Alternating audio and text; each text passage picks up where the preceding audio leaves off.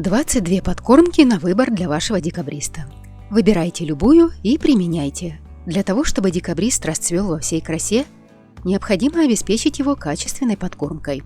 Это общеизвестный факт для каждого опытного цветовода. Существует несколько вариантов подкормок, начиная от комплексных удобрений для кактусов и универсальных средств для цветущих растений и заканчивая простыми, но эффективными народными рецептами.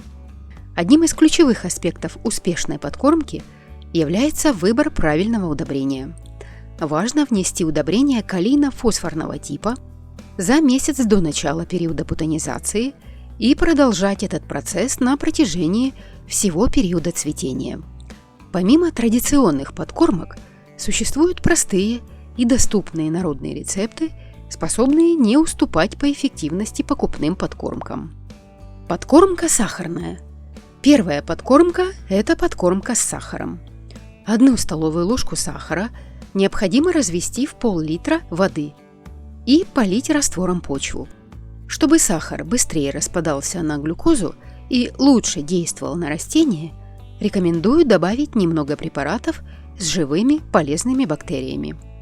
Подкормка золой. Вторая подкормка – это древесная зола. Разведите 2 столовые ложки древесной золы на 1 литр воды и поливайте декабрист раз в 2 недели. Подкормка цитрусовыми. Третья подкормка делается из цитрусовых. Необходимо мелко порезать цедру лимонов или лучше потереть ее на терке. Также можно использовать цедру апельсинов или грейпфрутов. Ее нужно залить кипятком в пропорции 1 к 3.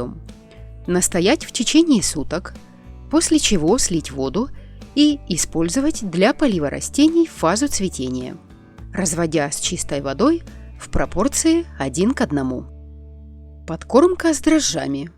Четвертая домашняя подкормка – это дрожжи. Они обеспечат растению все необходимые для активной жизнедеятельности вещества. Берем 2 столовые ложки свежих дрожжей, 1 столовую ложку сахара, разводим в 1 литре воды и настаиваем в течение 2 часов. Перед поливом разводим с чистой водой в пропорции 1 к 5. Подкормка с молоком. Для молочной подкормки смешайте 1 стакан молока с водой в пропорции 1 к 2 и поливайте растения 1 раз в неделю. Молоко содержит в своем составе кальций, необходимый для укрепления структуры растения. Подкормка зеленым чаем. Для этой подкормки заварите зеленый чай, дайте ему остыть, а затем поливайте им растения 1 раз в 2 недели. Зеленый чай содержит полезные вещества, способствующие росту и развитию растения. Подкормка с яичной скорлупой. Размельчите хорошо яичную скорлупу и просто добавьте ее в почву. Яичная скорлупа содержит в своем составе кальций, необходимый для укрепления стеблей и листьев у растений. Подкормка с банановой кожурой. Сушеную банановую кожуру разотрите до состояния порошка и добавьте ее в почву. Бананы богаты калием, что благотворно влияет на развитие и на цветение растения. Подкормка с медом. Для этой подкормки разведите чайную ложку меда в 1 литре воды и используйте этот раствор для полива декабриста. Мед содержит множество микроэлементов и способствует укреплению иммунитета растения. Подкормка с рыбьим жиром. Для этой довольно необычной подкормки разведите 1 чайную ложку рыбьего жира в литре воды и полейте растения 1 раз в месяц. Рыбий жир обеспечивает растения необходимыми жирными кислотами и стимулирует при этом рост. Подкормка с чесноком. Для того, чтобы приготовить чесночную подкормку, нужно взять чеснок в виде порошка и добавить его в горшок с растением, хорошо перемешав его с верхним слоем почвы. Чеснок является естественным отпугивателем вредителей и природным антисептиком. Также он содержит некоторые полезные для растения вещества. Подкормка с кофейной гущей. Для этой подкормки специально ничего готовить не нужно. Просто периодически добавляйте использованную кофейную гущу в почву.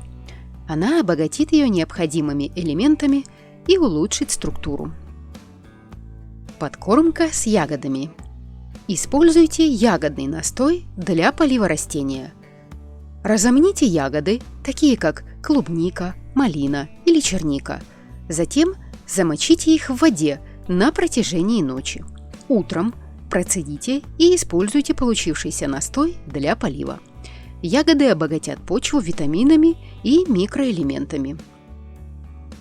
Подкормка травяным настоем.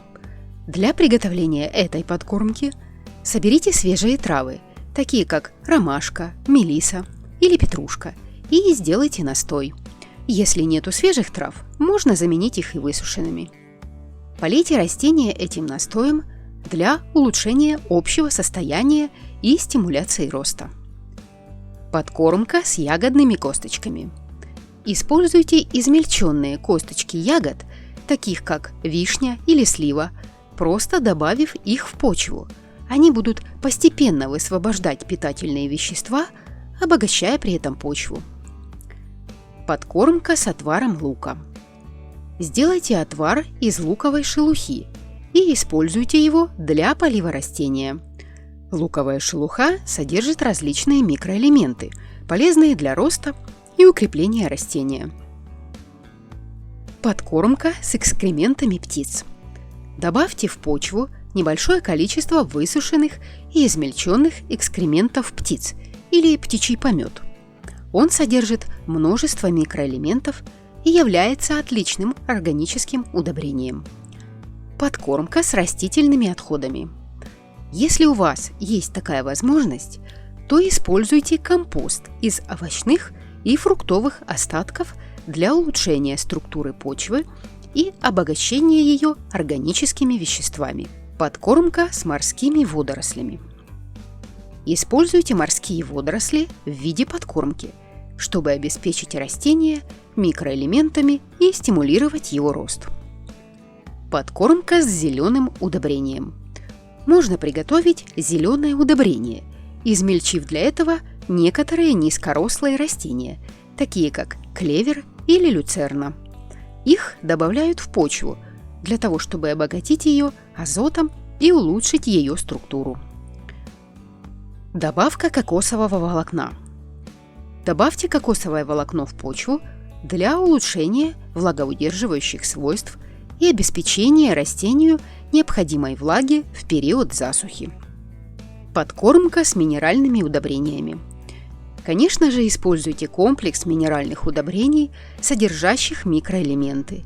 Это поможет декабристу получить все необходимые вещества для полноценного развития. Не забывайте о периодической подкормке микроэлементами, такими как железо, медь, цинк и магний, для того, чтобы предотвратить дефицит и поддерживать общее здоровье растения.